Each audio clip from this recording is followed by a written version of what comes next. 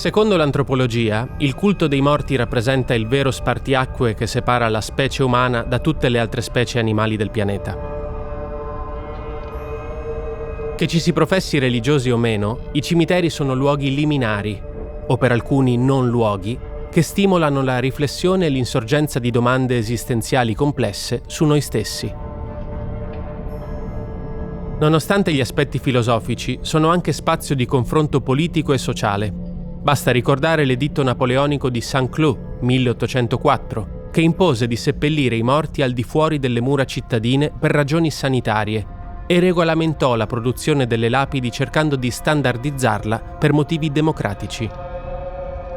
Fu proprio l'emanazione di questo editto ad offrire a Ugo Foscolo l'occasione per profondersi in una densa riflessione filosofica sulla morte e sul significato dell'agire umano con il suo Dei Sepolcri. In bilico tra queste due sensibilità, nel 1825 venne realizzato a Trieste il cimitero di Sant'Anna, che in poco tempo diventò un vero e proprio museo monumentale a cielo aperto e che oggi rappresenta un testo che può essere consultato per ricostruire la storia del territorio.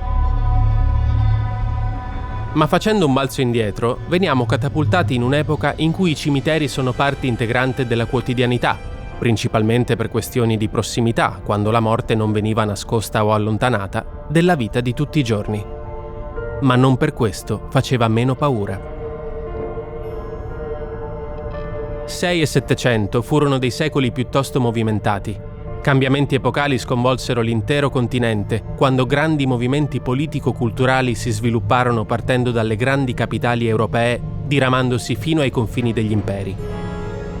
Eppure può capitare che i centri urbani subiscano l'influenza delle periferie.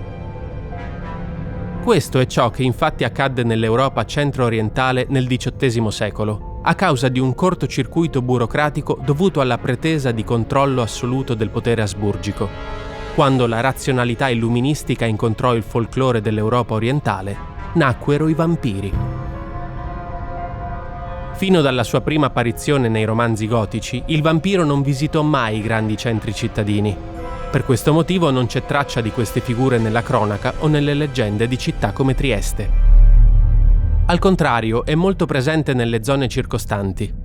Infatti l'Istria fu il teatro delle prime apparizioni vampiriche registrate come tali sui documenti ufficiali. Fu il caso di Giure Grando del 1672. Ma la vera isteria iniziò a diffondersi all'inizio degli anni 30 del Settecento, presso una piccola comunità su un confine in perpetuo movimento con l'impero ottomano, che prendeva il nome di Medvedia.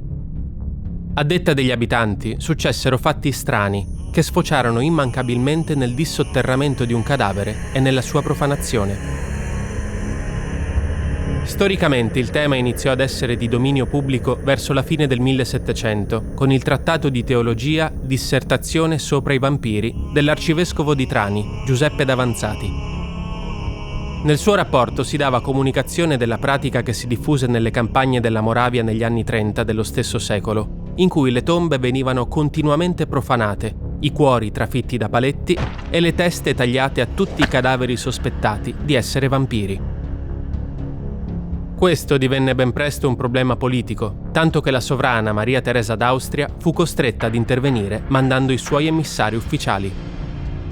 I risultati dei loro rilievi sul campo entrarono in conflitto con i racconti orali, provocando una forte reazione popolare e grandi difficoltà linguistiche. Da ciò nacque nella lingua tedesca la parola vampiro. Stava nascendo una nuova tipologia di entità occulta. In questa lotta contro la superstizione vennero emanati una serie di decreti.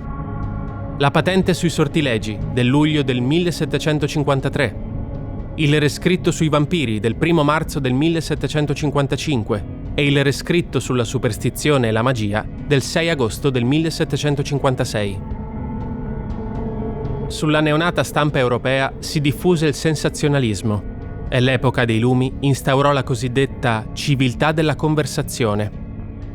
In tutti i salotti serviva qualcosa di cui parlare, a prescindere dalle differenze di ceto. Ma questa apparente uguaglianza sarebbe durata poco. e ben presto il morto vivente, da sottoproletario, si sarebbe trasformato in aristocratico decadente.